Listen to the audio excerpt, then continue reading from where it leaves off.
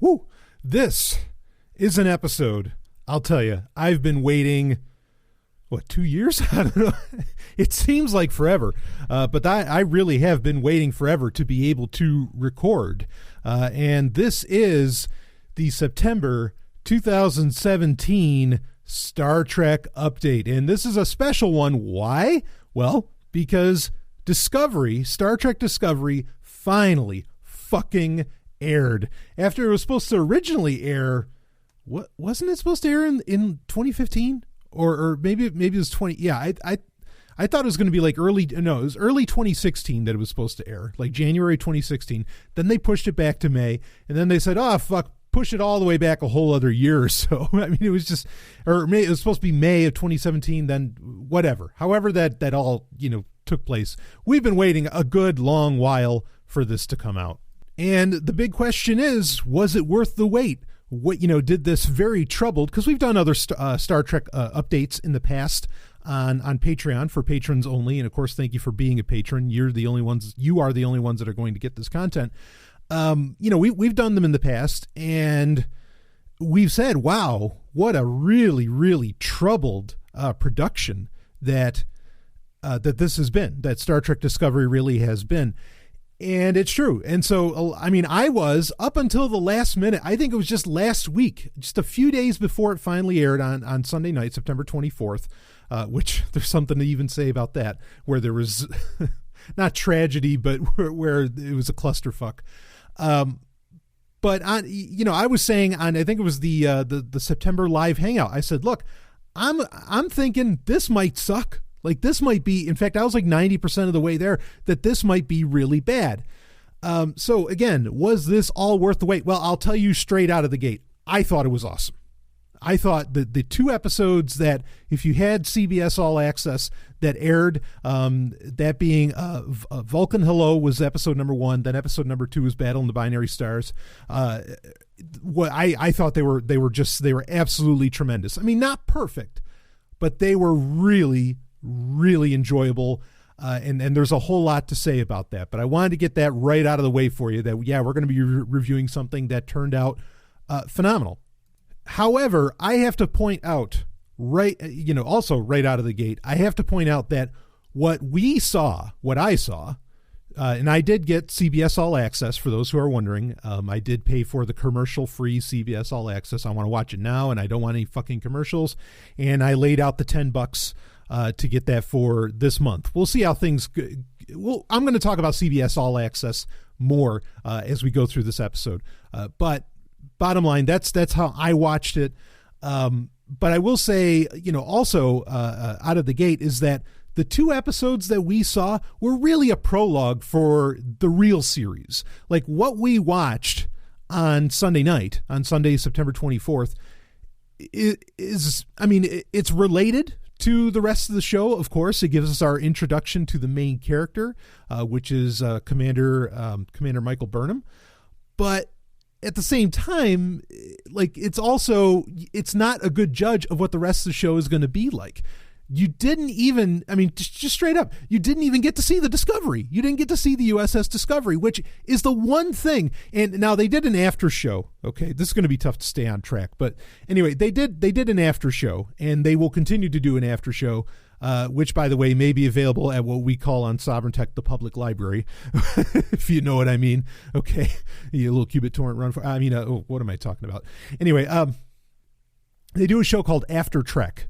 Okay, where it's hosted by this guy, and it's actually a fairly interesting show. This is a kind of show that has been kind of spearheaded, and, well, okay, I don't want to get lost talking about all that. Anyway, on After Trek, the host of After Trek even said that, what the hell, why didn't we get to see the Discovery? Because when people first saw the initial trailer from, what was the SDCC back in like 2015, when they first saw the trailer for that, everybody's like, the effects and that ship kind of looks like shit.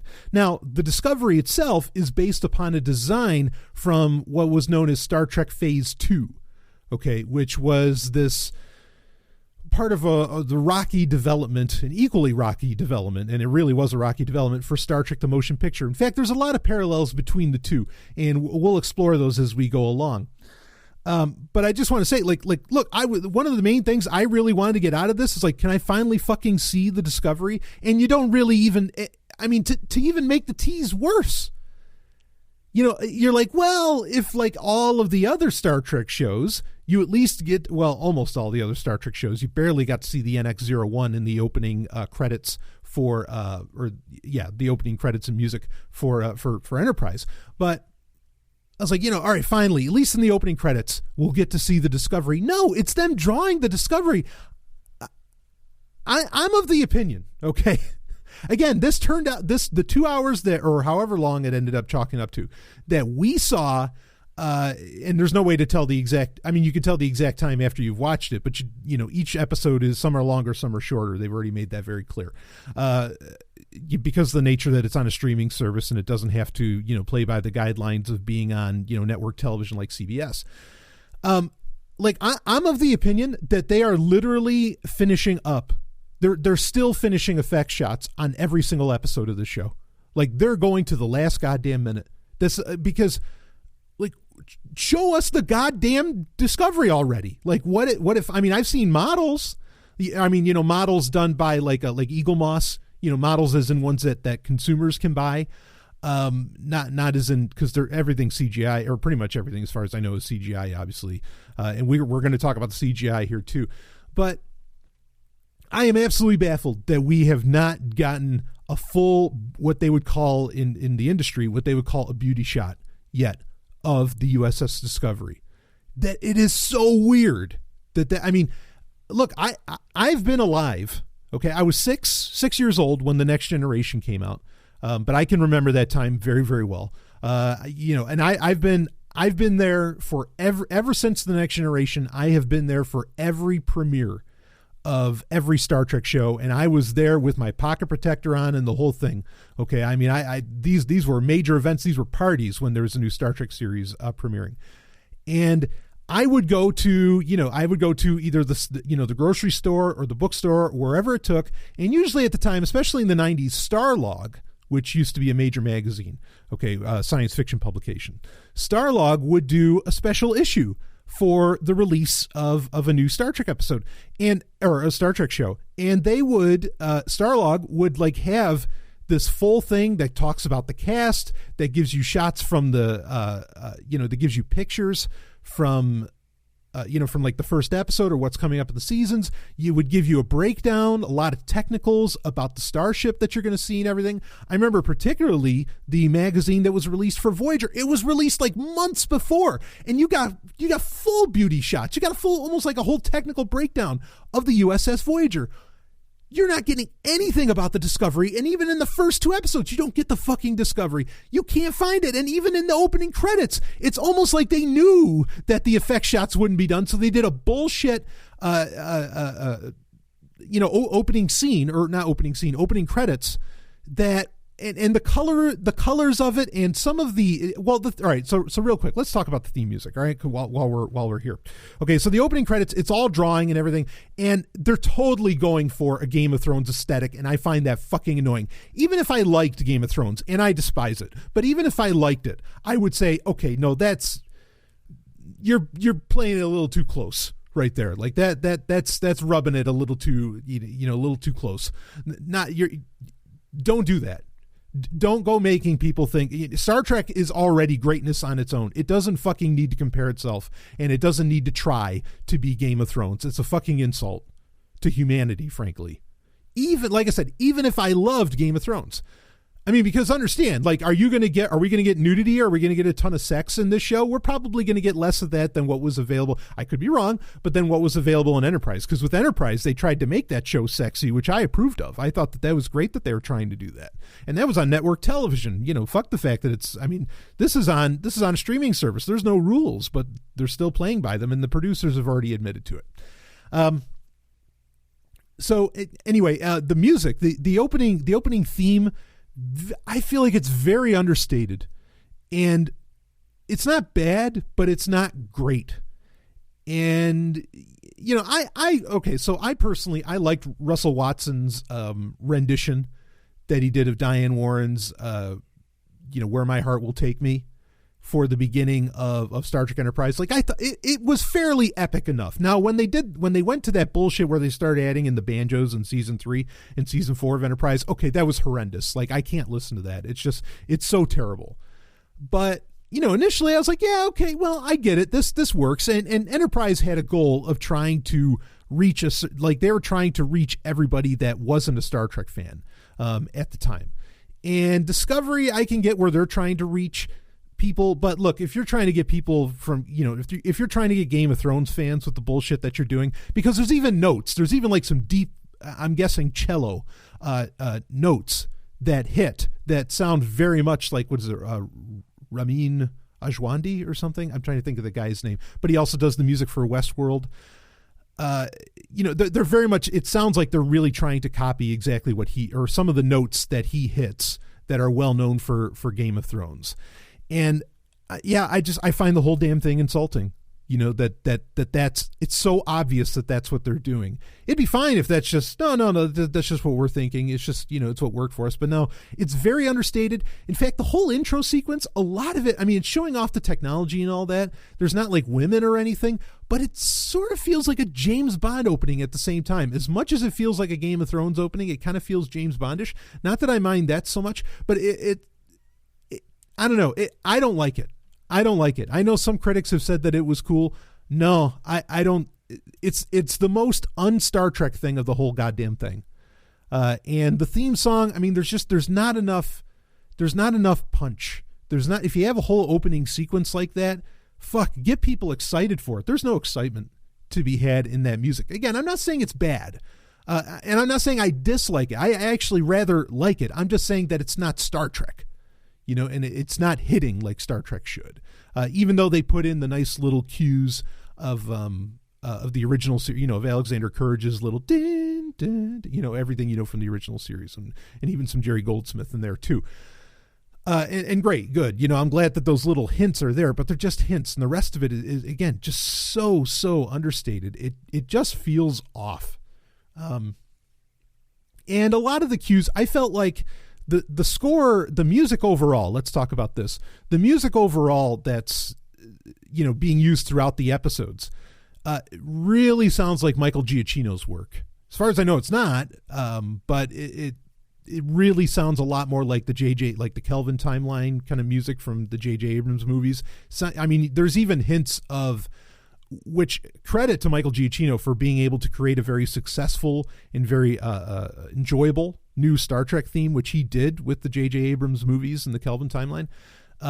There's even hints of like that theme in there as well, which, you know, leads to, okay, wait a minute. Is this show in the Prime timeline or is it in the Kelvin timeline? Because everything looks like the Kelvin timeline.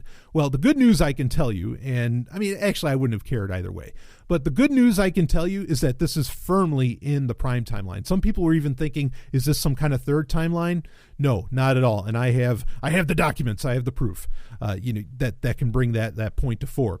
But anyway, let's talk more about the episode. I got kind of lost in the weeds on the opening, but I guess we'll open it up with the opening, so that made sense. But there is a key to understanding all of this.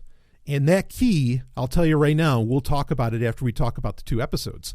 That key is the book that came out on September 26th, which I already listened to on Audible. That being Desperate Hours, Star Trek Discovery, Desperate Hours by David Mack. This book is the absolute key to a lot of questions that you may have had after watching those 2 episodes. After watching, I'll just say that 2 hours, if that's okay with you, even though I know it may not be technically 2 hours. Yeah, what we saw, that book explains everything, and I want to talk about it, and because that book was also, in my opinion, very enjoyable. So, all right, so let's get to talking about what goes down in these spoiler alerts, folks. Look, if you haven't watched it already, I mean, get to it. It's in the public library. Go for it. Okay. And also the After Trek, you're not going to find it by typing in Star Trek in the search. You're going to have to type in After Trek, but you can download that too. Or, I'm sorry. I mean, you can borrow it from the public library. So, So this opens up an opening sequence. Now, okay, so when I reviewed the trailers, every time they released a trailer for Star Trek Discovery, that is one of the impetuses for when I would do a Star Trek update over the past few months for Sovereign Tech patrons. And in the credits, I said, boy, these lines in these credits are just not hitting. And like the acting seems rough. And it sounds like they just made those lines for the credits. And yeah, that's largely true. I don't know that there was any alternate cuts. There's still like at first, I feel like a lot of what's being said feels a little stilted as far as like the script and everything and the way that these lines are delivered. But eventually you get used to it. And credit, and I think the credit goes to, as far as that goes, the credit goes to the visuals and the visual flair of this, not the lens flare, but the visual flare of Star Trek Discovery, of these first 2 episodes. Again, this is tough because, I mean, I can't really tell you, oh man, Star Trek Discovery is going to be awesome. I can't say that with confidence right now. All right. Because these 2 episodes feel, and especially after you see the trailer for this coming week's episode, for episode 3 of Discovery, that like these are very far, they're design wise, they seem very removed from what you saw of episode 3. And the only, again, spoiler alerts, the only characters that are going to carry over, well, Sarek will be a part of it, of course. But that'll be, of course, Michael Burnham.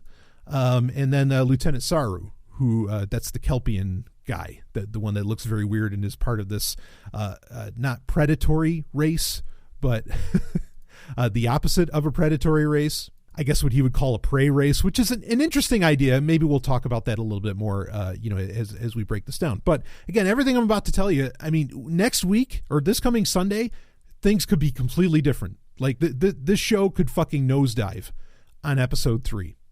But episode 1 and 2 hit the marks. Of course, these are the only ones, as far as I know, that these 2 episodes, Vulcan Hello and Battle of the Binary Stars.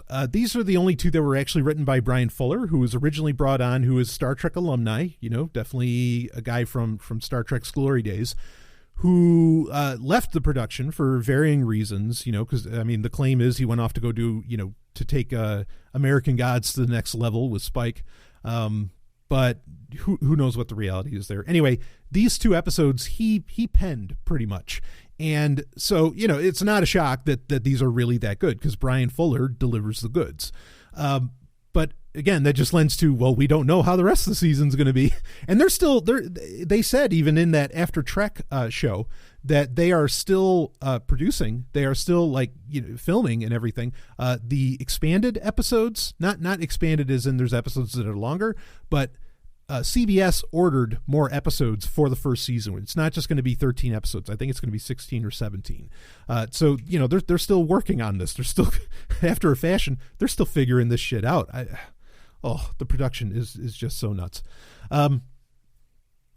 So the show itself, visually, I keep talking about the visuals. Let's break into this. I don't want this whole thing to go too long.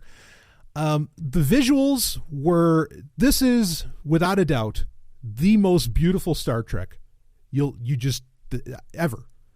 The effects, the CGI and the special effects smoke any other minute of Star Trek out there. Just it doesn't matter if it's in the movies, including the Kelvin timeline, including the J.J. Abrams movies, whatever. It blows them all away. It is gorgeous. It is absolutely stunning. So, credit to that. And there's a lot of, I want to break into talking about, the book by David Mack, Desperate Hours, because it explains so much. But anyway, as I'm watching this, and then I do want to get into CBS All Access and the clusterfuck that kind of happened there. Okay. But as I'm watching this, it's immediately coming to mind for me that we know this show we know what year this show, takes place. And the year it takes place is 2256, which is exactly 10 years before the original series episode, The Corbomite Maneuver. Okay. It's not exactly 10 years to Where No Man Has Gone Before, which is technically, chronologically, the first episode of the original series, not counting the cage. We'll talk about that.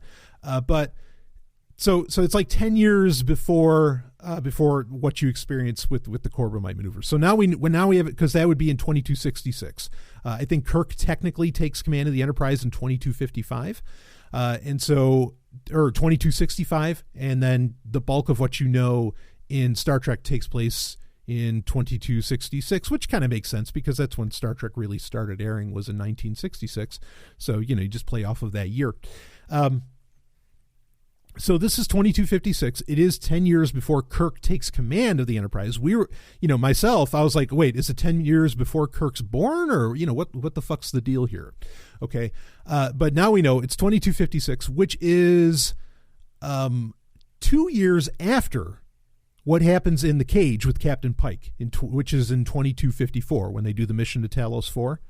Okay. So you've got, you have some bearing. So the Enterprise is around and flying in this. And in fact, well, we'll talk about it during, when we get to it. In the book Desperate Hours, it's a code. It takes place previous. It's a prequel to the Vulcan Hello, to that episode.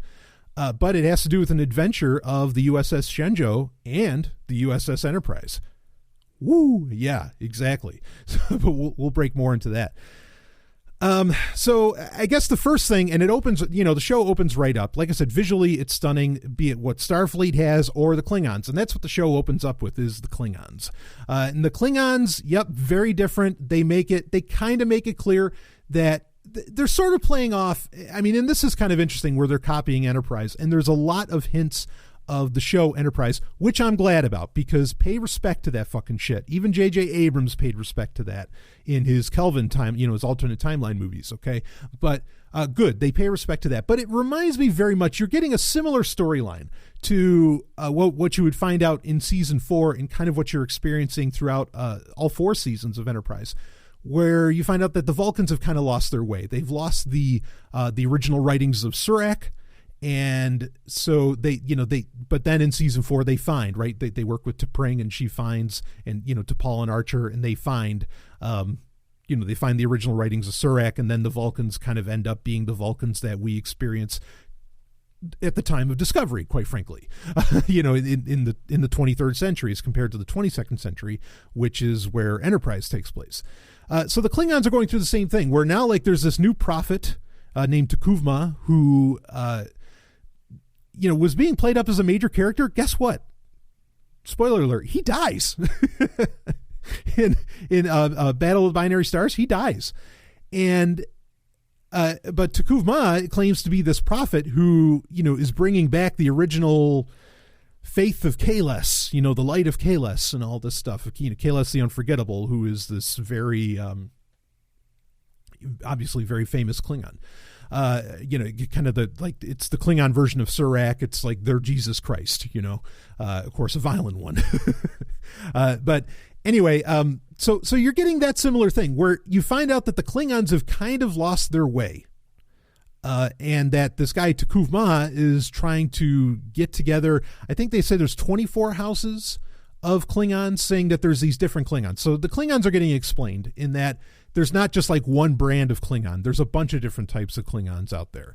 And that's a way to explain why the Klingons will end up looking like they do in the original series. Of course, there's also the Klingon augmentation virus that happened during Enterprise, which also explains why the Klingons lose their ridges and why they look like they do in the original series.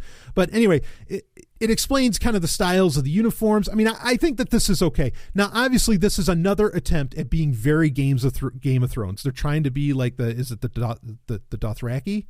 Who I loved those characters in Game of Thrones when they were actually a thing on the show. But they're trying to kind of make them like the Dothraki, and they're trying to create some sort of great houses conflict and all this other kind of bullshit, which is a little annoying, but it works. And I mean, it works fairly well in what we're seeing. There's a chance we might not see much of the Klingon. I mean, I don't know. Like, with T'Kuvma gone, it doesn't exactly make sense. But here's the thing, is that there's another character in there that I found this interesting, who is an albino Klingon. Now, if you remember, in Deep Space Nine, there's the episode where, a lot of the Klingons, like Kor and Kang and all those other, right? And all the other ones that come back in Deep Space Nine, and they were originally from the original series, and their enemy is this albino Klingon. And I kind of wonder, because it would fit if he was an enemy from way back in the, to those Klingons, okay, who existed in the 23rd century. And then here's this albino from the 23rd century. Is this the same albino that you encounter in Star Trek Deep Space Nine in later seasons? That, I think it was like season 5 maybe. That would be awesome. Like, that would be such nice connective tissue if this albino Klingon. So like there being a really white Klingon is not new. This is an old idea in Star Trek that goes back to at least Deep Space Nine. So I'll be interested to see if they make that kind of connection, because admittedly Discovery, it does do its job of paying fan service. For example, in the ready room for Captain Philippa Georgiou, which is Michelle Yeoh's character. In her ready room, there's a bottle of wine. And do you want to know what the winery is that made that bottle of wine? It says right on it. It says Chateau Picard. So, reference to, of course, Captain Picard's, family business that his brother Rene was running, right? Or not, his brother wasn't Rene. That was his nephew, right? Anyway, so that's a nice touch. They're putting in a lot of these very, very nice touches into this. So the Klingons, whatever, what they're doing with it, it's fine. Like I don't really have any problem with that. And if they want to expand on Klingon lore, great. I mean, Enterprise did that too, where you find out, well, there's the Klingon augmentation virus, but Archer has to deal with the one Klingon character who is like a lawyer. And the guy, goes into this whole screed where he's saying, what, do you think we are all warriors? No, there's scientists. There's all these other people, which you never experience that really in the Next Generation. Not really. So, it's fine to expand upon these cultures. I say rock and roll. One interesting thing that I'll bring up that they mention on After Trek, and good for them. Again, they really do seem to be paying attention to the canon, to the larger canon. I think they're doing a fairly good job of that. And believe me, if you're wondering about what about the holograms, what about all, we'll talk about that. Okay, there's answers. But one of the nice things that was Aaron, no, I can't think of his name now. Anyway, the main producer, pretty much since Brian Fuller left, the main producer for the show, he made it very clear. He said in the writer's room on the show After Trek, he said in the writer's room, Romulans are, persona non grata. Like you can't talk about them. And exactly, like as soon as he said that, I was like, oh, whew. Because when you get to the original series and you get to the episode Balance of Terror, you find out, oh no, nobody, like Spock makes it very clear. Nobody's seen the Romulans since the Earth-Romulan War, which took place in the 22nd century, almost 100 years previous.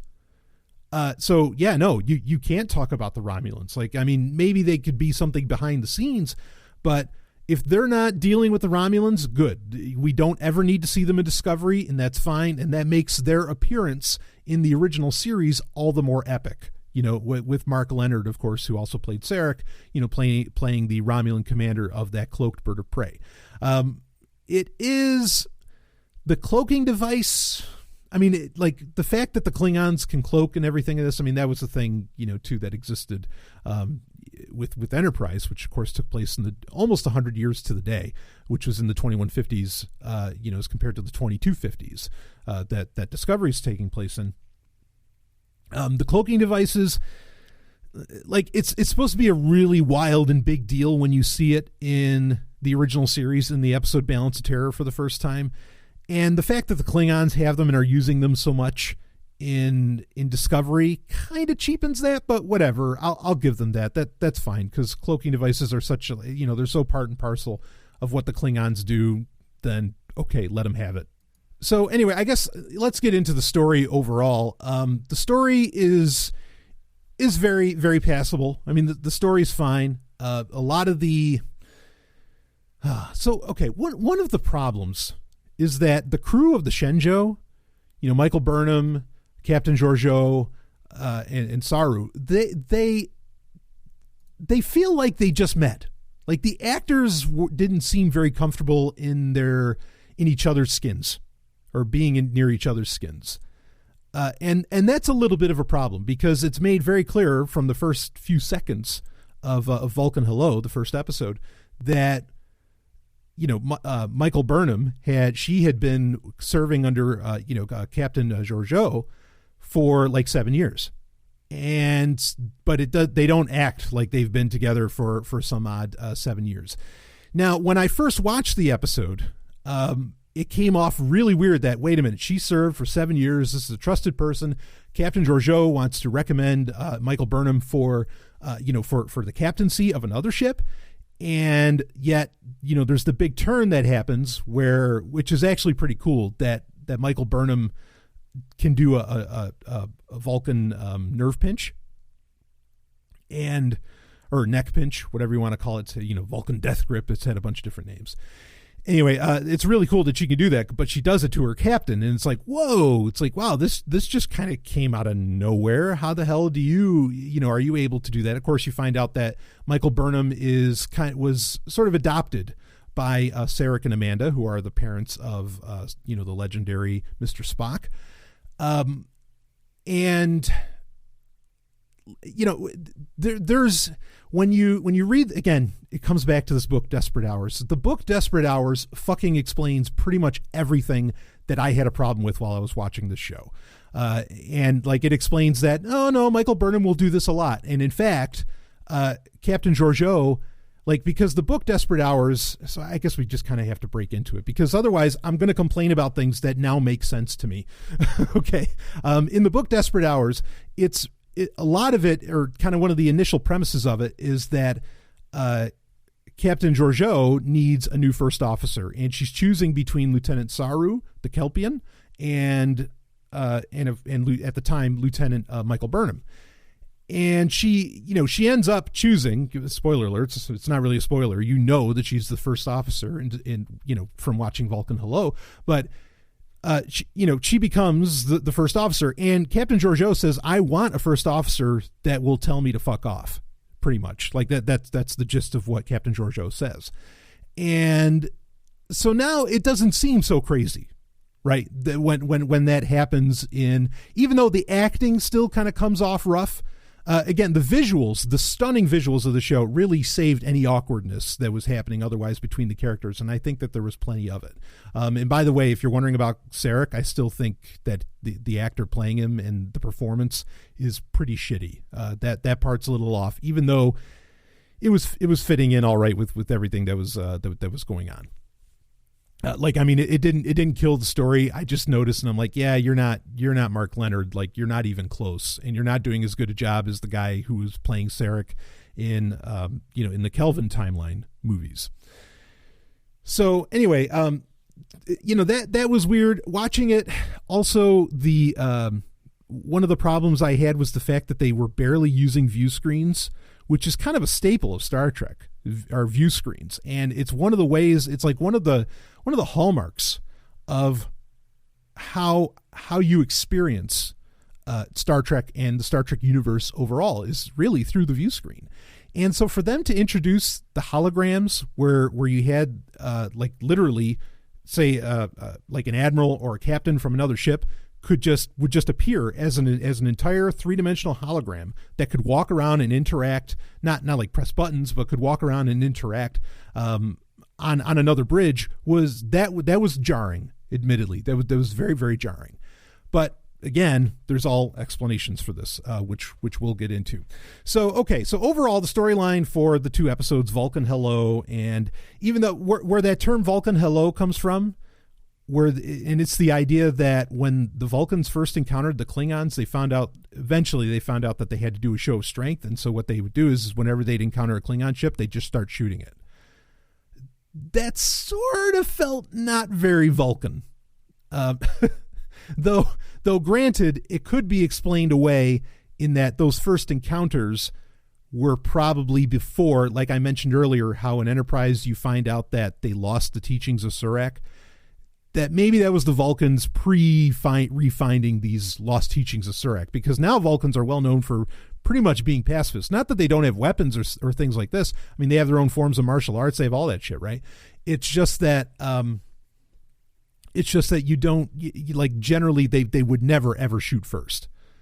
And so that was kind of weird. But then when you think about it, when you really allow the Star Trek canon to sink in your head, you realize, no, actually that could be explained very, very simply, and it would actually make a whole shit ton of sense. Considering how, like in Enterprise, how the Vulcans were treating the Andorians, it would fit how they would treat the Klingons as well, or how they would react to the Klingons. So that was interesting. Anyway, the overall story, again, it's just finding, oh shit, we're dealing with the Klingons, and it's probably going to start some kind of Klingon war, which is fine because that explains why there's so much why the encounters with the Klingons in the original series are so high tension. Is because, well, this is a high-tension situation that's going on here, this new encounter with the Klingons that happens. Spoiler alerts, Captain Georgiou dies, even though, in the Shenzhou, which is that ship, is pretty much left for derelict, which is why I'm guessing Michael Burnham and Lieutenant Saru are going to end up serving aboard the Discovery. I mean, she's going off to prison, and that's going to be all happening in episode 3. We won't know till we see that. But even though, like, the way that, and it was really cool seeing Michelle Yeoh, get into a little because she's a martial artist. She's the real deal. She can actually kick some ass. And seeing her get to do that a little bit on board the Klingon ship during this whole battle. I mean, the whole thing is about this not first encounter, but this first in a while encounter between the Klingons and the Federation, and it turns into a huge battle. And I mean, it turns into a fleet fucking battle. Like, it's crazy, and it's stunning. The visuals of it all are very stunning. But anyway, she gets, T'Kuv Ma dies, like I mentioned earlier. She dies also during the same scuffle. And the thing is that, so they beam Michael Burnham away from the Klingon ship, from T'Kuv Ma's ship, but then she tries to get Captain Georgiou's body, but she can't get the body. She gets beamed away before she can, before she's able to be like touching Captain Georgiou's body and beam her over. So you know what that means? That means Captain Georgiou is going to fucking come back. Of course, she's not dead. I mean, even that Klingon ship's just disabled and it's kind of floating there, even though they blew off the head of it. But there's no indication necessarily that that's where Captain Georgiou was when it blows up. So I expect Michelle Yeoh to make a return at some point, because I think a lot of people were disappointed that they just, here's this awesome character that they're building up, and she was the most legit. Okay, so Sonequa Martin Green, right? Michael Burnham, like, she's awesome. That character is great. They really, really delivered on her. She does this, just fantastic job of being human, but she plays up the Vulcan just well enough, and it really, really does work. And she has the right authority. Like, it's all there. Michelle Yeoh's character, Captain Georgiou, but same deal. Like she just, makes love to the camera. For an epithet. I mean, like, I think she delivers on all fronts as far as being an awesome, believable Starfleet captain. She really makes it happen. And so I'm glad that she'll be coming back. But I think a lot of people are like, oh, what the fuck? She's dead already? It's like, can't we get more of this character, this awesome character that you just introduced us to? And we will get that. In my opinion, I think she will be returning, because you don't just leave a body behind like that. That's a plot point. Okay. So anyway, wow. I know I'm all over the place, with this, talking about this, but let's just do it. Let's get into the book Desperate Hours, because I think any problems that people are having, this book completely resolves. Okay. So the book Desperate Hours, which came out 2 days after the show premiered. All right. First thing, the story's fine, like the overarching story, which is all about this, spoiler alerts, which is all about this, they encounter this 9 million year old like drone force on this planet. And I'm not going to go into too much depth about that, because I don't think that's what everybody's concerned about. But there's some pretty awesome space battles in the book. So great. They're already doing better than, it's so funny. Star Wars books, I don't think the people doing Star Wars right now exactly get it. Like, Star Wars is really well known for the space battles. That's what always made it so epic and so cool. Star Trek is outdoing Star Wars, like 10-1 in space battles right now, including, the Battle of the Binary Stars that we saw on air on Discovery. And in this book, Desperate Hours, this book smokes, a lot of the Star Wars books that have been put out recently. So, I mean, good for Star Trek, because you can't always say that Star Trek's content is delivering, more and is more action packed than what Star Wars is putting out there. So anyway, and that's not a knock to Star Wars, because I love Star Wars. So, there's some pretty awesome battle sequences and all this. So, but the story is not important. What is important about this book are the details. Okay. And we know that the book Desperate Hours, it takes place in 2255, which again, the show Discovery starts in 2256. Okay. And so this is a year previous. This is when, like I said, when Michael Burnham is finally going to become first officer. And it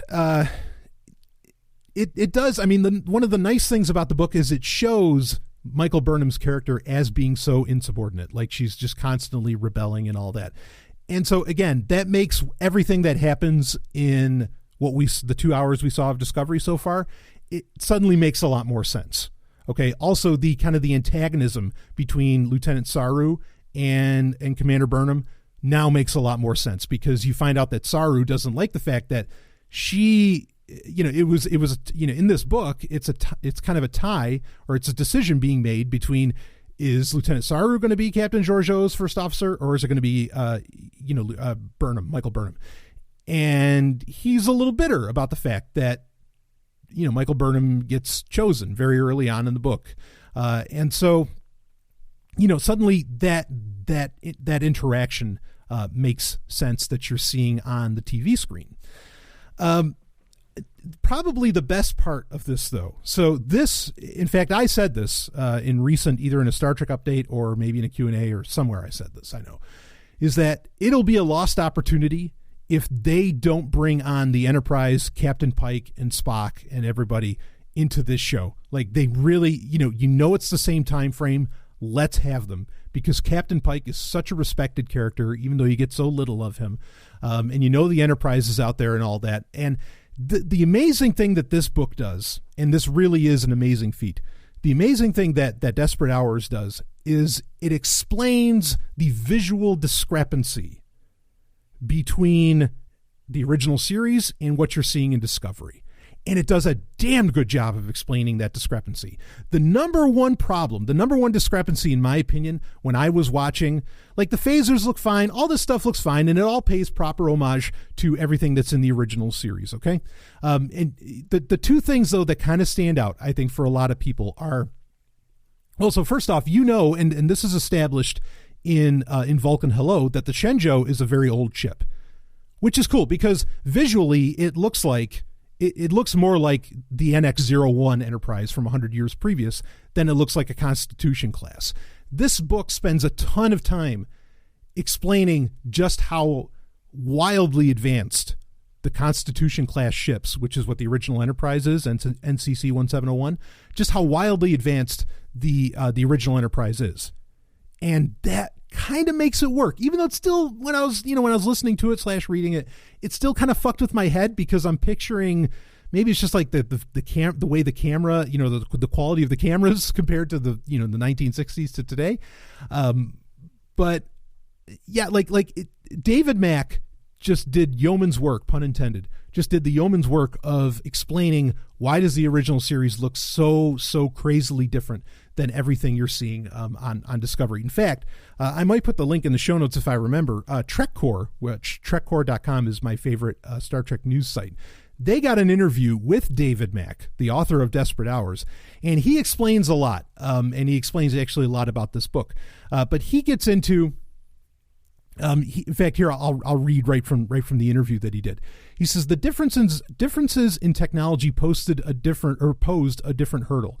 I posited that the use of subspace holograms. Okay, Stallion breaking in.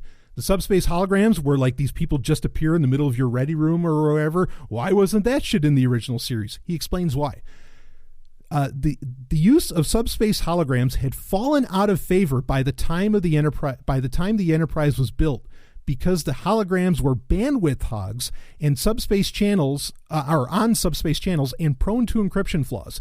And while the interfaces on the Shenzhou's bridge look fancier, the characters who serve on the Enterprise feel proud that their ship is so advanced that it doesn't need all those gadgets to get the job done. So what they're saying is that the Enterprise, and this makes sense within the original series zone canon, right? Because if you remember the episode, is it The Ultimate Computer, where the Daystrom Institute, where you meet Daystrom, and he creates this new computer called the M5, which will completely automate the Constitution, which can completely automate starships, and you wouldn't need humans anymore.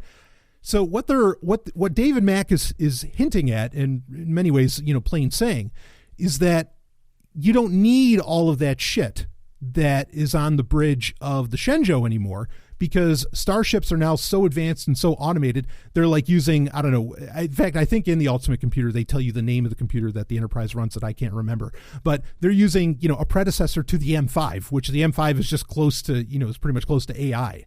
And so, yeah, so now it makes sense. You don't need all these visualizations. You don't need all this other wild shit, because a lot of it is just the computer doing the processes for you, on the Constitution class. And I think that's a very clever explanation. I also think that saying, well, holograms they're bandwidth hogs on subspace channels, and Starfleet was just starting to get out into these big missions and everything. Holograms were completely impractical. We're just going to uninstall these things, and we're not going to use them until perhaps we figure them out, because this is the thing, is that if it was, what didn't make sense was that, Starfleet has used holograms to communicate before, where somebody just appears on the bridge in front of the captain or something. But that was in Star Trek Deep Space Nine, which is in the 24th century. How the fuck are they going to, how do they have it 100, 150 years or 120 years previous? And what you find out, or it makes sense that, okay, they tested this technology before, but now they're just like, fuck it, we're not going to mess with this because we're going to be so far away. And then maybe when we perfect it on Deep Space Nine, into the 24th century, where it is encrypted and where it is, it's not so much of a subspace hog, then it becomes practical, and then, it gets used on the Defiant, and Captain Sisko talks to a lot of people, different people that way. So I thought that made perfect sense. That explanation. I like that. It's still kind of cheap. Like, I still think it's fucking annoying, but it makes a degree of sense. Like, you can explain things that way, and, understand that and you even get this sense in the J.J. Abrams movies, is that when Kirk is going on these 5-year, when they're going on, when the Constitution class ships get built, again, there's originally only like 12 of them. I don't know if that was ever officially canon, but that's kind of a widely accepted idea. And they go on the 5-year programs. Those 5-year programs are new. Like, this is something that Starfleet's just never done before, where, holy shit, we're going to send you guys out into deep, deep space. You're going to go long, and it's going to be a few years, and so the idea that, you're not going to have, you couldn't transmit as holograms, with Starfleet and everything like that poses a problem. And so that, like I said, I think that makes sense. Also, another thing with the Constitution class, like what David Mack is effectively doing is he's making the claim, and again, this fits right in with Star Trek canon, is that the Constitution class starships, like, it is an elite force. Like, most ships aren't the Constitution class. Like this is a very elite group, and if you're on one of these ships, you are a very elite member of Starfleet. And so that explains why, because when Captain Pike and Spock, and yes, Spock in this book, Desperate Hours, Spock and Michael Burnham, they interact. I mean, spoiler alerts, they do a mind meld. Okay. I mean, so, they go on a mission together. They do the whole thing, and in a way, brother and sister, and there's some beautiful moments that kind of get explored, in all of that. But they explain that, Pike, again, this is after the cage. This is a year after the cage. So Pike and Spock and all of them must be wearing which at the time there wasn't a red uniform, but you had the pale gold uniform, and you had the blue, like the pale blue uniforms. They must be wearing those, right? Yes, they are. And they explained that, well, and it finally clicked for me, because I remember looking at the uniforms for Discovery, and I'm like, those look so advanced. What the fuck? But then you find out that you effectively find out that those are really throwbacks to what they wore in Enterprise. And I was like, okay, you know what? That actually makes sense. That's fine. And also it starts to make sense because another inconsistency was, wait a minute, how come they're all wearing Delta shields? What the fuck's with that? Okay, well, we know the Enterprise is the flagship of the Federation, right? So it would use the primary Starfleet's, or the flagship of Starfleet. So it would use the primary symbol of Starfleet. Fine, that makes sense. Well, actually, I don't know that it said that the Enterprise is the flagship in the original series. Whatever. Anyway, if it didn't say it, it is. But regardless, so now if each Constitution class ship is its own very elite force and it's a very special ship, yeah, it would make sense that the USS Defiant, not the Defiant from Deep Space Nine, or that the USS Constitution, or whichever of these ships would all have different emblems, because it's like a special forces. It's a very unique, very elite group. So all of that kind of clicks. Like suddenly, thanks to David Mack, and it's total credit to David Mack, and I'm sure Kirsten Byers, who's on the writing team for the show and is one of the main points of interaction with, understand, the novels and the comic books for Discovery are all canon. They are just, everything that happens in them is just as important. This is new for Star Trek, but I'm glad this is how it is for Star Wars. It's never been this way for Star Trek, really, as hard as they've tried sometimes. But these are canon. So what happens in Desperate Hours is absolutely a fact. Okay. Even though David Mack warns, he says they were changing things all the time. And so he said by June he had to have it locked in. So if there's some little discrepancy, it's not his fault. It's because they locked him in at June and they were still changing stuff right up to the last minute. So whatever, but I'll talk about that more in a second. Okay. But anyway, they really, and in fact, in the book, there's a line where David Mack it describes that every few years, humans just seem to change everything. And it says, and it drives the Vulcans and Andorians nuts. They don't understand why they can't just stick with one style. And yeah, I mean, what the hell, and it's true. I mean, throughout the movies and everything, there's always been dramatic changes in Starfleet styles. I mean, you go from Star Trek 2 to Star Trek 3, which take place right after each other. You have completely different looking fucking phasers. I mean, the uniforms are largely the same, but there's a whole bunch of tech that is dramatically changed. So that fits. That's okay. I mean, these are, yes, these are all kind of ex post facto justifications of what they wanted to do in Discovery. I understand that, but the explanations, I think they fit the bill, and I don't mind them. So that's how you describe why does the Enterprise, the NCC 1701, the original Enterprise, why does it look so dramatically different from what they're doing, with the Discovery or with the Shenzhou particularly? Because again, we still haven't fucking seen the Discovery, not in its entirety, not in a beauty shot. And I think it works. In fact, I said this, and I've said this for over a decade now.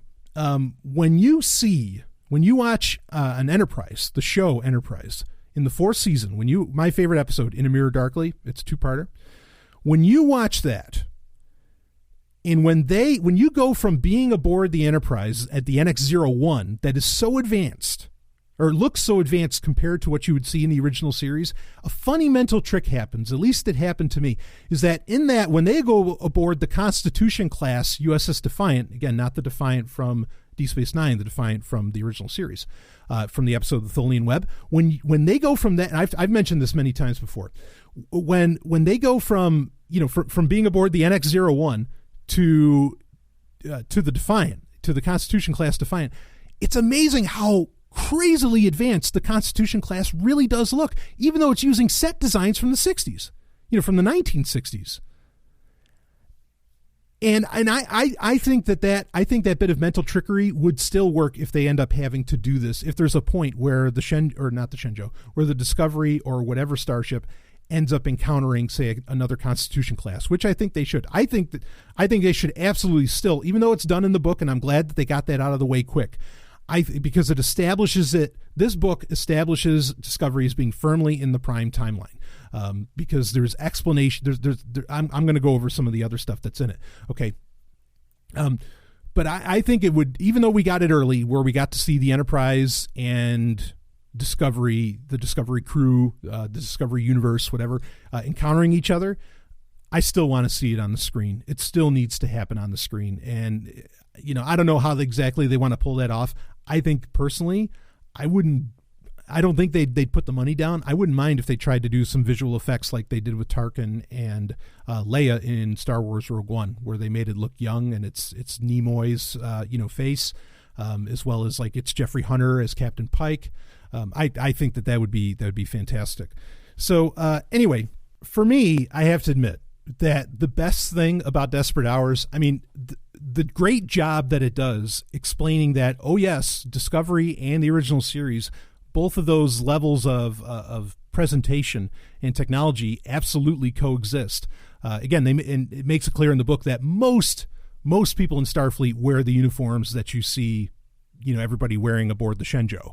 Okay, as to where really only the Constitution class, only that elite fleet, as it were, gets to wear the new stuff. All right. But the best thing for me with this was, again, this is canon. Okay, this is fucking official. I can't wait. I just cannot wait for, it's going to be so easy. Here's the thing. It's going to be so easy to talk to people, to talk to quote unquote Star Trek fans who have read Desperate Hours and those that haven't. It's going to be, you're going to be able to point them out in a heartbeat, because they're not going to know the explanations that this book has that I'm telling you about. I mean, because again, the explanations I think are, to use a term, logical. Like I think it fits, even though, yes, I know the real reason that they're not paying proper homage by making the Shenzhou and the Discovery and all that look like, old-fashioned Starfleet tech is because, they're trying to glean new, or, bring in new audiences, and they want to make it look updated and all that. They don't want to make it look old-fashioned. Yep. I got you. I understand that. I know that that's a fact, but whatever. If you have to explain it, well, then fucking explain it. It's fine with me. But one of the best things is again, this is canon. We get new information about the original character of Spock. We get new information about Captain Pike. And here's another fun one that you get is Michelle Barrett Roddenberry. So in The Cage, which, please, I'm not going to give you the whole history about The Cage. Read up about that, how it was the first pilot. It wasn't accepted by NBC, and they had to make a second pilot with William Shatner. But the original one the Enterprise had a different captain and a different crew, except for Mr. Spock, and Sulu was there maybe. But anyway, in The Cage, Captain Pike's first officer isn't Spock, as to where Spock is Kirk's first officer. It's just a woman played by Michelle Barrett Roddenberry, who, is called Number One. And she, you never even get her name, which, how typical, right? That they don't even care what the woman's name is. She was one of the reasons that The Cage did not get accepted by NBC as a go ahead for a green light for making Star Trek a series at the time, because they didn't like the idea of a woman being that high in command.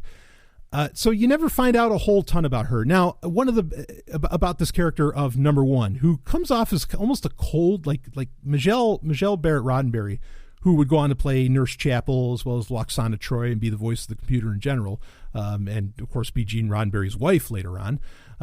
She's passed away, rest in peace. But anyway, she played the character with kind of this very cold affect. I mean, almost Vulcan, but she's human, right?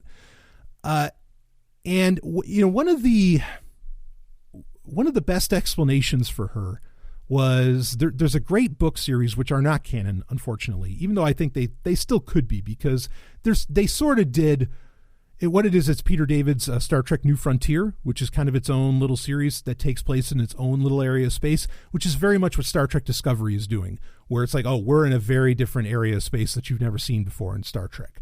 And so, that's why so many things are different. That's why there's different looking Klingons and all this shit.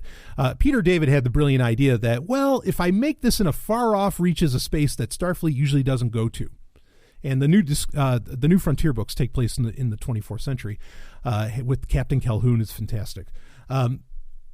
He says, it's like, if I play with it over here, then maybe it could be really canon for people, because I won't ever interfere with what was being, because those books were made while Deep Space Nine and Voyager were going. It won't interfere with those stories, and so.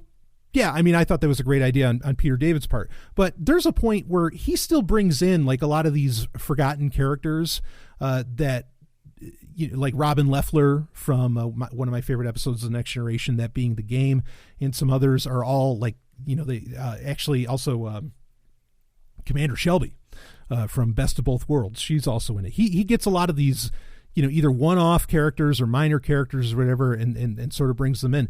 But he gets into in one of his New Frontier novels. There's a character named Morgan Primus who's an immortal, just like the character from, if you remember the original series episode, one of my favorite ones, that being Requiem for Methuselah, where you meet the character of Flint, who you found out was like was human, but he was an immortal. He was originally Da Vinci, and he was a bunch of other famous people throughout history.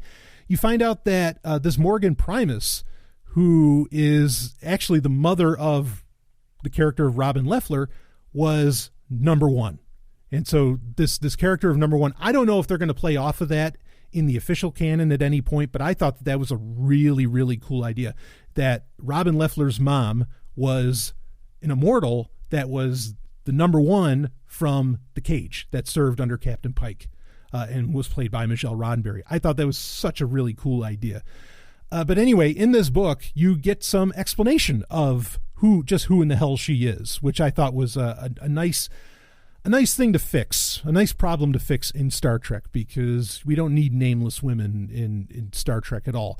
And so, I thought that was really slick. And her name is Una, and that's all they ever call her, is Commander Una. But what you find out is that she's human, but she's like the survivor, I think, from a crash on the planet Illyria, or she was raised by Illyrians anyway. Now, Illyrians in the book doesn't go into this, and I wish they would have spent a little time, but this is another nice little homage to the series Enterprise, because the Illyrians were one of the first races that the NX-01 encounters in season 3 in the Delphic Expanse, in that whole season 3 war story arc with the Xindi, right, that all live inside the Expanse.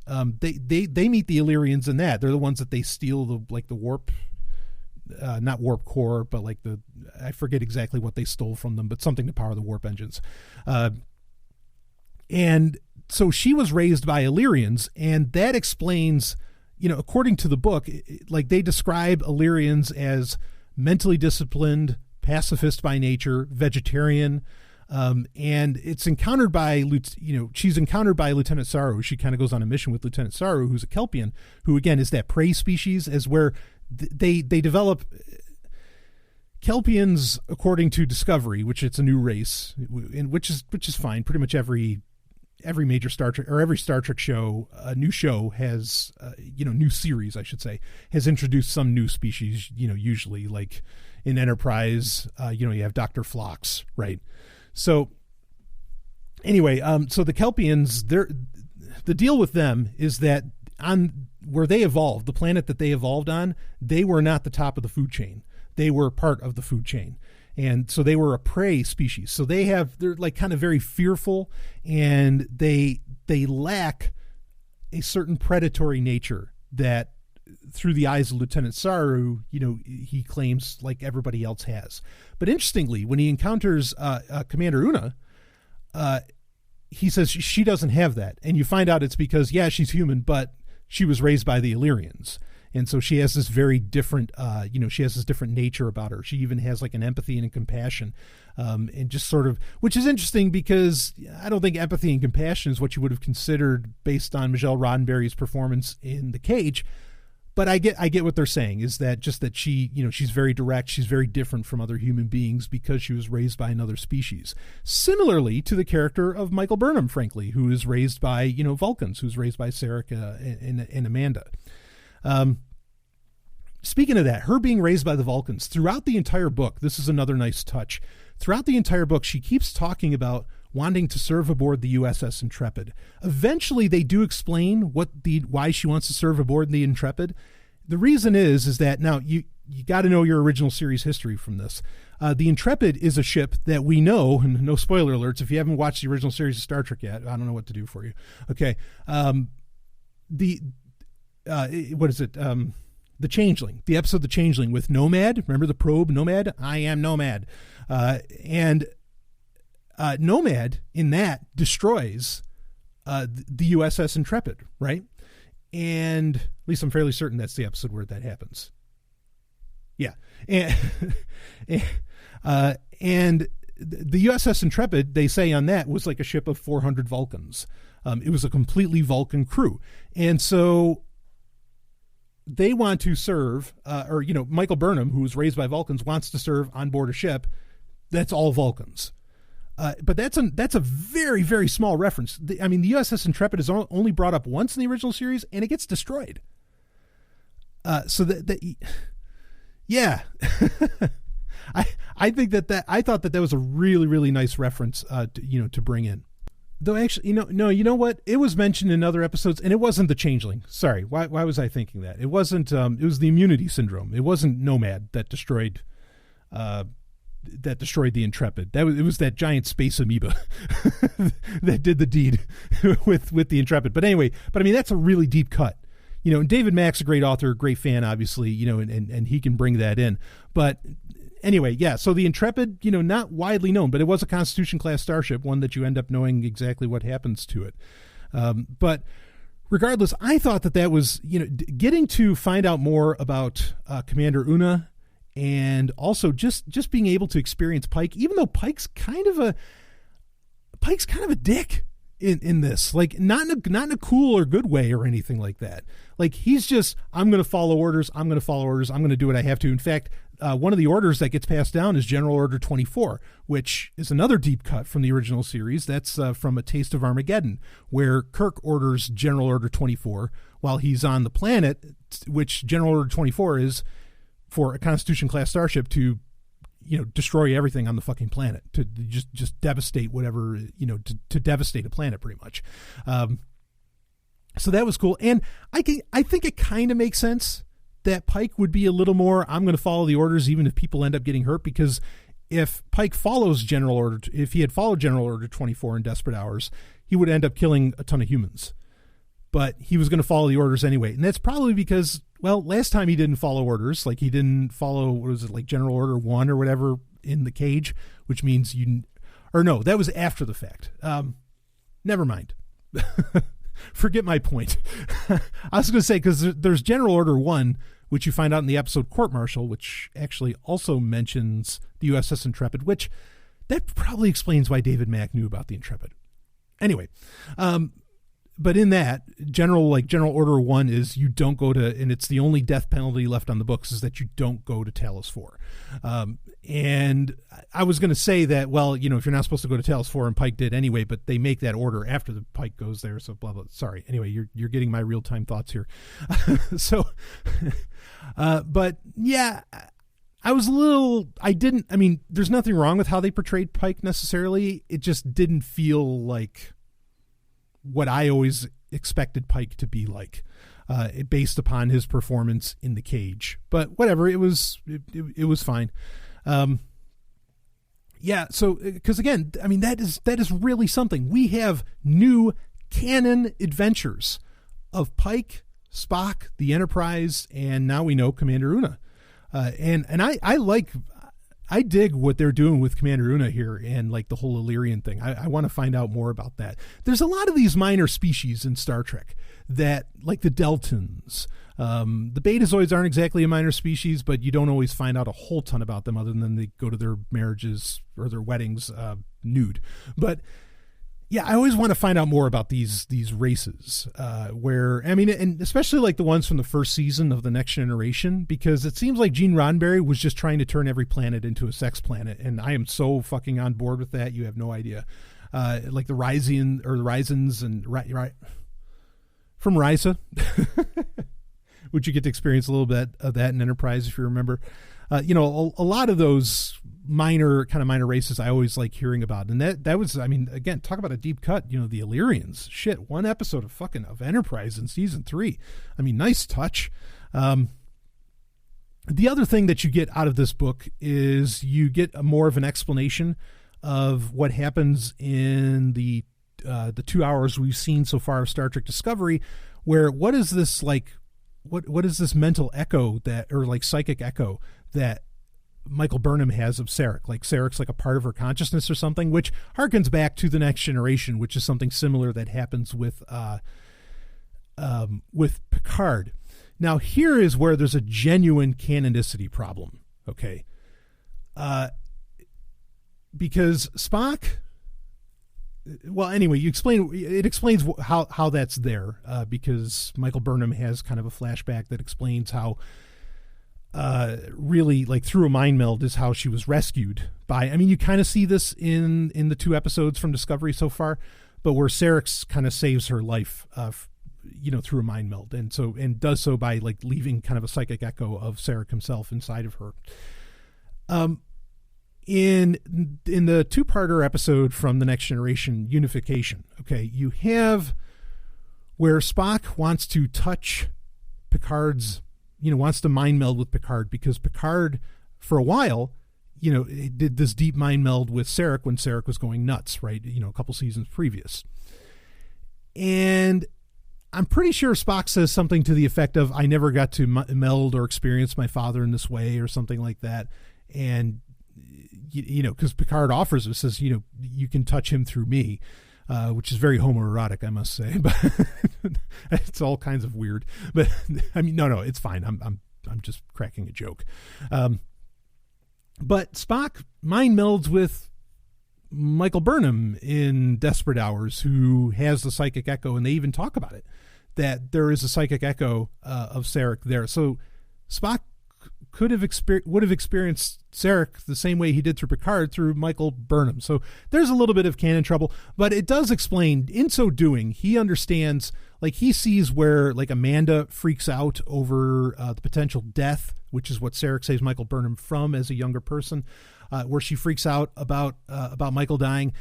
And Spock is, like, really mad about it. Like, why did you get to experience this love from my mother that my mother never exactly showed me, or this love from my father that my father never exactly showed me? Of course, then Michael Burnham explains to him, saying, no, you don't understand. They only showed that to me because they felt like they had, like, your mother felt like she had permission to show it to me because I'm human. She didn't feel she had the permission to show it to you. And Spock explains how Sarek, how his dad, said you can't show love to your mother and all this stuff. And with this exchange, I'm being very brief in the exchange, but in this exchange, you sort of find out why when you end up with the episode Journey to Babel, when Sarek first appears in the original series, why there is this problem and this argument and fight between Sarek and Spock, because you find out Spock is really holding a grudge over the fact that Sarek wouldn't let him express love to his mother and other things, which would end up getting resolved, of course, in Journey to Babel and elsewhere. But it explains, you get some of that history. So this book is one of the most, in my opinion, even without how it makes sense of what happens in Star Trek Discovery, this book, since it's canon, is one of the most important pieces of Star Trek work, episode or what, out there, in my opinion, because of what it does for, the adventures of Captain Pike and Spock and all that. Explains it gives so much backstory. It explains so much. It ties so many loose ends, not just with Discovery, but with Star Trek, Star Trek's own little history. Like, it really dives deep into that. So I think this book is absolutely required reading for a Star Trek fan, if just to glean, like, all these little explanations and all these nice little, connections and connective tissue that David Mack puts into it. So I'm really excited about the fact that, like, it's already been laid out that Star Trek Discovery's second season probably won't air until 2019, which that's a long time away, when this show is going to be over, in just a couple months, pretty much. I'm glad that they're doing this, where the comics and the novels are going to be canon, because you're going to have to fill in that time with something. You really are, stuff that matters, not just like the bullshit. It needs to be, because there's a lot of people, and I've had my moments with this too, where I used to read Star Trek books all the time, but then you get to the point where you realize, whatever happens in these books actually doesn't matter for shit. And like, it doesn't add to your dialogue between other Star Trek fans, really, not really. So I would stop reading for a while, but then when Simon & Schuster, about a decade ago, about a decade ago. They did like a reboot where they said, okay, well, it looks like Paramount is going a different direction with Star Trek. So we'll just do, we'll do a restart of, and we'll do book series that take place after the finales of every series. And this will be like, your own little Star Trek universe that you get to play in. And they're not like officially canon, but it was an interesting enough idea that I liked it. And then, they expanded upon Voyager. The Voyager and the Enterprise books, ever since they did the restart, it is a reboot really of the novelization universe. Those have been the best. I think they've been just tremendous work, a lot of fun to read. And the Enterprise books get into the Earth-Romulan War. Again, those aren't officially canon, but there's nothing else dealing with that time frame right now, so they're kind of fun. But yeah, every Star Trek Discovery book that comes out, I am all over it. I can't wait for more. But kudos to David Mack for really, my review of the first 2 episodes of Discovery would have been very, very different if it wasn't for the work of David Mack, if it wasn't for the book Desperate Hours. It explained so much of what's going on that really most of my complaints, okay, whatever. You guys at least addressed it, and you're not just saying, well, fuck you, classic Star Trek fans, you're screwed. They're not doing that at all. David Mack made sure that we got taken care of. So kudos to that. So yeah, again, I thought that the first 2 episodes were just awesome. Not perfect, but that they were really, really a lot of fun. Unfortunately, none of it speaks to what the actual show is going to be like. The show could end up sucking, and those first 2 hours could be the only good thing that we've got. And maybe it's because they're written by Brian Fuller and the rest of it wasn't. I mean, really, it really feels like Brian Fuller had an idea of where he wanted the show to go. And then like the rest of the series, the other, 15 episodes that we're going to end up getting, or 13, are like a totally different idea. So it's sort of weird how this is working out. Something else I wanted to bring up quickly, actually. There's so much I wanted to talk about. Something else I wanted to bring up about the audiobook of Desperate Hours. The book itself is fine, but the audiobook presentation, did they drop the ball? I left a review on Audible about it too, because I was like, your narrator actually missed intonation and like really screwed up like a lot of the way sentences end. And I mean, Simon and Schuster there were no sound effects. There was no music throughout the reading. There's music at the beginning and end, but not throughout the reading of it. When you're listening to modern Star Wars audiobooks, I mean, all they're missing from the movies is the fucking visuals. Otherwise, everything else is there. Sound effects. The acting's tremendous. The music it just adds to the flavor and everything. You are listening to full-on audio theater when you listen to a Star Wars novel or to a Star Wars audiobook. And Star Trek audiobooks, look, I have them. The Shatnerverse, the William Shatner books, they have full, I mean, there's sound effects going off, bridge sounds, starship sounds, there's music being played and everything. They're incredible productions by Simon & Schuster. Now, this is the same company. And somehow they didn't do any of that for this book. This book, even the cover looks like shit. I hope I've explained. Desperate Hours is a great book as far as content goes. But as far as everything around it, it's a problem. Like this, it's more of the issues that have been plaguing really this entire production of Star Trek Discovery itself. Like the cover of the book is it's the Discovery Delta Shield, and then it's Commander Burnham just kind of like standing there, and it's not even artistry. As to where, you could go back to when Star Trek wasn't even that big a deal. And like James motherfucking Blish back in, the 70s was writing little Star Trek books at the time. This is even before Simon and Schuster was doing their big thing with like The Lost Years and Prime Directive and all that.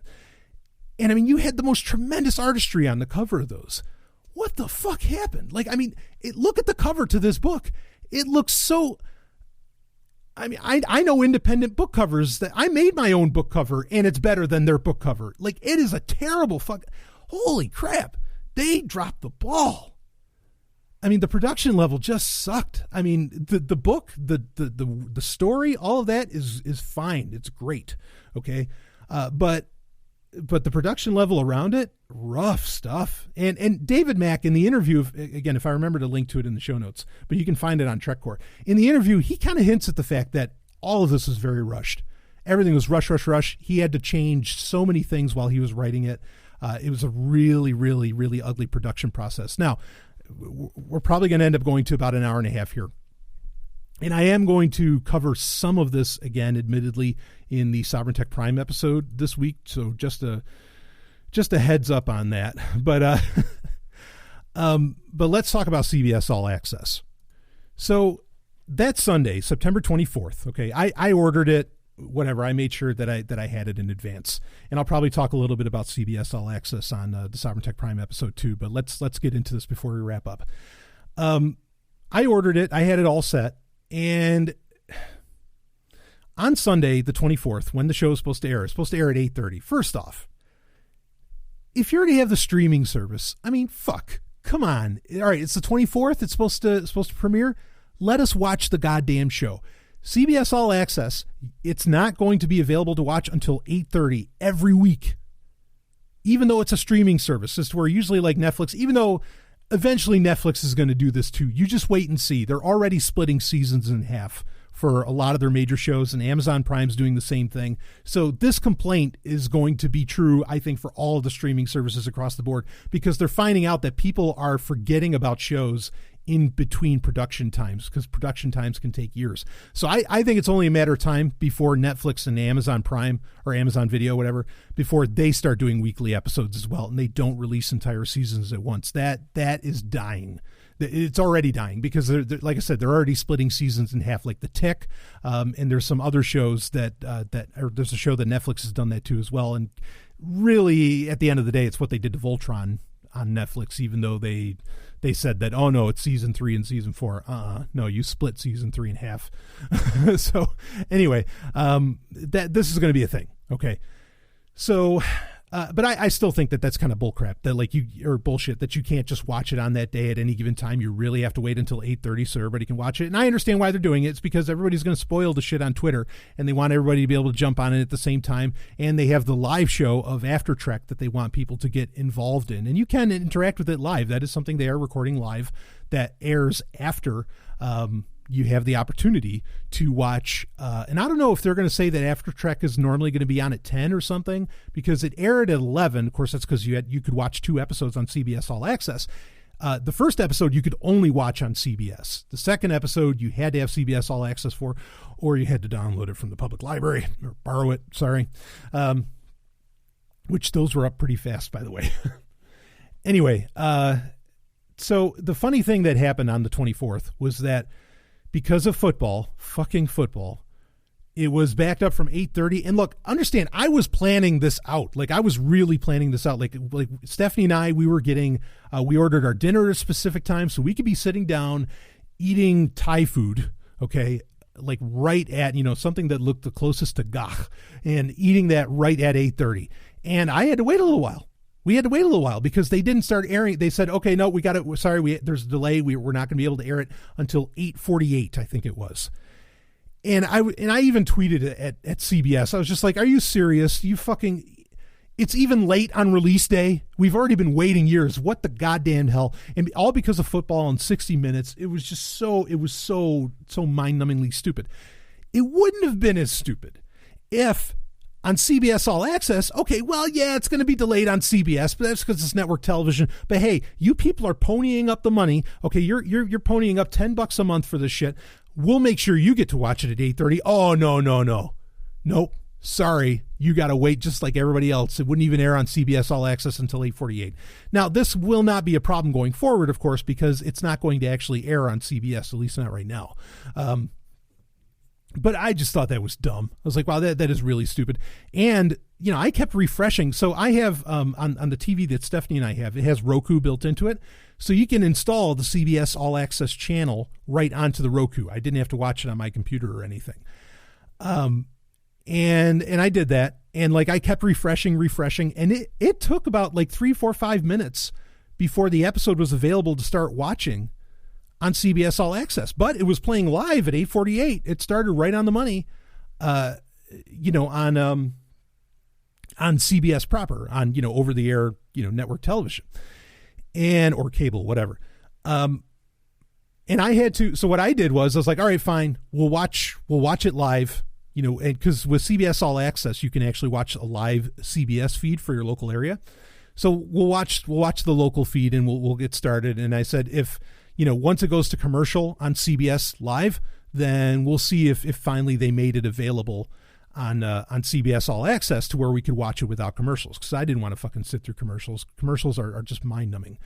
And that's exactly what happened. Is I was able to, as soon as it went to commercial break on CBS Live, on the network CBS, I was able to go to CBS All Access, go to the Star Trek, their entry for Star Trek Discovery, and I could start watching, Vulcan Hello with the first episode with, no interruptions, no commercial breaks, and then it went right into episode 2 with no problem, that being Battle of Binary Stars. And it worked. I mean, I didn't have any, I was watching on Roku. The quality was great. It was HD, the whole thing. I didn't really have any issues with that. I know some people apparently did. I don't know what the score was there. But I mean, it happened. And then in fact, it was funny with After Trek. So, without commercials, we were done watching both episodes in pretty short order. And we had about 40 minutes until After Trek was going to air at 11 o'clock. They were really doing After Trek live because I just left the Star Trek Discovery stream on CBS All Access, not on CBS Live, but on CBS All Access. I left that running, and you could hear them doing sound checks and all this other shit. Because as soon as the second episode was over, they just went to like a screensaver of sorts. It said After Trek coming at 11. But you could hear them testing everything in the background, and it was really funny. And the After Trek show, like I said, about the After, and I want to talk a little bit more about CBS All Access, but the After Trek show was, I thought it was enjoyable. They had like the entire cast on. They had the guy that played Sarek on. I mean, they had a couple people in studio, then they had other people connecting remotely. And it was funny. The guy, not Mike Matei, I forget the Mike's or Matt something.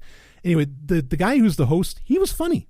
I'll give him credit. He was funny. Now, this is like a kind of show that is widely recognized as being pioneered by The Walking Dead, where I think it's Chris Hardwick that hosts, and I don't care for that show. So, but Chris Hardwick, hosts it where they talk to like the cast and, the producers and whoever else. What did you think about this episode? And it airs right after an episode. Now, the reason that Walking Dead started doing this and other networks started making these after shows for episodes, for their popular shows, is because they're cutting off the traffic that podcasters and YouTube performers, whatever, were getting, because YouTube shows were being created that would review and talk about what was happening on the show after the show would originally air. And so they're just cutting into that space, and they're just making it, no, this is the one you want to watch. And I thought After Trek was fine. Like, I sat there and it went a good while. Of course, they had 2 episodes to talk about instead of 1. I think it went I felt like it was going a little long, but they interacted with people live on Twitter and everything. And it was kind of cool. I don't mind this. I've added it to my library. I think it's okay to rock that out. Now, CBS All Access itself. So talking about that, CBS All Access, this is not an offering. It works similarly to Netflix or to Amazon Prime. It does offer you the ability to watch CBS Live, even if you don't technically pay for cable television, which that's kind of a nice feature for me because we don't pay for cable television, or we don't get cable television. I'll just put it that way. And so to be able to watch the local news on TV every once in a while, that's a nice option to have. Like, that's interesting. So there's the $5.99 option, which has limited commercials, and then there's the $9.99 option, which has no commercials for any of the shows. I've been paying for the $9.99 option. Now, here's the thing, is that honestly, like, you can say the only thing worth watching is Star Trek Discovery right now. And yeah, I don't think that's an unfair statement. I totally get it. But if I had to choose one service to hold on to, with what I normally like to watch, and again, if I couldn't torrent, if I had to choose one of these services between CBS All Access, HBO Go, or Netflix, or Amazon Prime or something, honestly, I would choose CBS All Access. And I know people are going to think that sounds nuts, but really, the shows available, the entire seasons of shows, I mean, like hundreds of episodes that are, because it has the bulk of what CBS has made over the years, which is, that's interesting and kind of nice. But what's on there, it has all the Star Trek shows, Enterprise, Next Gen, DS9, Voyager, in Discovery, of course, and it has the animated series as well, by the way. It has some movies that you can watch on demand on there, some of them being the Star Trek movies. But it also has the original MacGyver. It has the new MacGyver too. I'll never watch that. But it has the original MacGyver, all of all the episodes. It has the original Mission Impossible with Peter Graves. Oh man, I fucking love that show. That's on there. All of the original Twilight Zones are on there. Like, there a lot of the shows that are on there, that's the shit that I would just watch over and over again anyway. You know, I mean, I could think, like, if it had Stargate, I don't know, and maybe if it had Babylon 5, which I can't see why it would, but, you know, if it had that, I'd be like, well, fuck, this is the only thing I need, because I'll just keep rewatching all this, you know, till I'm dead. And so it's really not a terrible value, with the fact that you get access to all of those shows and all those things are available to watch whenever. And, you know, it has apps on everything. Like there's a CBS All Access Windows 10 Universal app. And, you know, the UI is a little rough, but whatever. They're just starting out. And I imagine and look, I'm not a fan of CBS. I don't give a shit about CBS. I don't give a shit about any television network. Fuck them all. Okay. You know, the only television network I ever really gave a damn about died, you know, like 20 years ago, that being the Sci-Fi Channel. You know, what's walking around now is just a zombie. But, you know, but I'm just saying that, like, as far as shit that I want to watch and that I want to experience, CBS All Access is kind of an attractive deal for me. But I know that I'm unique and, you know, I'm not necessarily into all that. Or, you know, I'm into things that most other people aren't. I don't know why that is, but it is. It's not because I'm a hipster. Believe me, I'm not a fucking hipster. I am not cool. All right. So anyway, yeah, I mean, I like what they're offering. Like, I don't know if I'm going to keep paying the $10 a month, but I think what's available is kind of worth it. You know, I don't know. I mean, it's interesting with Star Trek Discovery. They do make available all of the production videos and everything, which you can watch for free on YouTube too. But it's nice to have all of that Star Trek Discovery content in one spot. It's nice to have all of that Star Trek in one spot. It really is very nice to have that. So it's not just a stupid little service. Like, I think that a lot of what they're offering is stuff that I would genuinely watch over and over and over again. Yes, I already have it, you know, downloaded, or I have the Blu-ray or DVD of it. But, you know, again, if I had to choose a streaming service, this largely has what I want out of life. You know, or out of my entertainment. I mean, Mission Impossible, MacGyver, and there were other shows too. Twilight Zone, fuck, I could watch Twilight Zone all day long. In fact, there's days where I have. And so it's not that bad of a service. I can't speak to like streaming quality, or if there were, you know, there were the flukes, and there's some dumb ideas. Like I said, I think CBS made some really stupid moves with even making your paying customers be late in being able to watch Discovery. I thought that was just moronic. Okay. But at the end of it, you know, just looking at it, taking the service at face value, it has value. It really does have value. And if they can get some other shows and do some other things, I think that could get very interesting. If CBS could do a lot of what Lucas or Disney's doing with Star Wars right now, I think CBS All Access could become a very attractive proposition in very short order. But they got to offer all that, you know, they got to make that happen. Apparently, I mean, and of course, with a new Star Trek show, a lot of people were ponying up money. They broke a ton of records with Star Trek, and good for them. Even on the regular CBS network, they broke a ton of records, and that's awesome. But yeah. So I don't know, like make Desperate Hours available to stream, you know, the audio or something like that. That could be very interesting. I think there's things that they could do, and hopefully they will jump on it. Yes, there are problems with the general trend of everything having its own streaming service. I understand that. We've talked about that many times. That's why I was saying if I had to pick one, okay, that's why I used that dichotomy.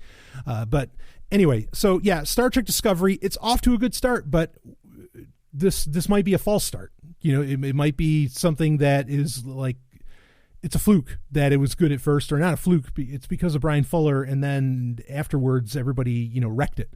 That's entirely possible. But Brian Fuller and David Mack, at the very least, I can say both of those guys with their book and with their script writing delivered the goods for this first outing, and we'll see what happens with episode 3 and every episode after the fact. We'll certainly do another Star Trek update in later October to cover what episodes have come out and to talk about it, and maybe if there's other news of some kind happening.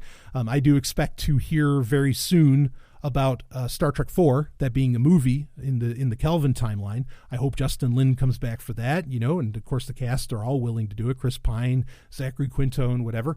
We'll see what happens. So I'll be keeping you posted on Patreon. Thank you so much for being a patron. Let's wrap this baby up. It almost went 2 hours with this shit. Jesus Christ.